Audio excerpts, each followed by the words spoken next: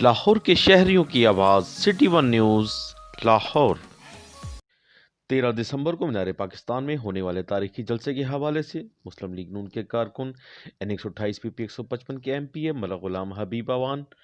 کی ہمراہ اپنے قائد کی بیٹی مریم نواز کے استقبال کے لیے رنگ روڈ پر کھڑے ہیں۔ مسلم لیگی کارکنوں کے جلوس میں چیئرمین ملک اکبر اوان، ملک سکندر اوان، چودھری خالد اوان، میاں عباس، چودھری صابر نمبردار، ملک غلام حر اوان، رانا اعجاز ڈوگرہ، ملک یاسین اوان، سردار لیاقت ڈوگر،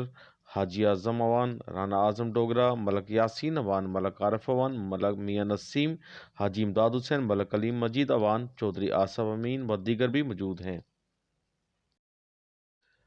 رنگ روڈ پر مسلم لیگ کے کارکنوں کی بڑی تعداد اپنے قائد میاں نواز شریف کی بیٹی مریم نواز کی آمد پر پھولوں کی پتیوں سے ان کا والہانہ استقبال کر رہے ہیں۔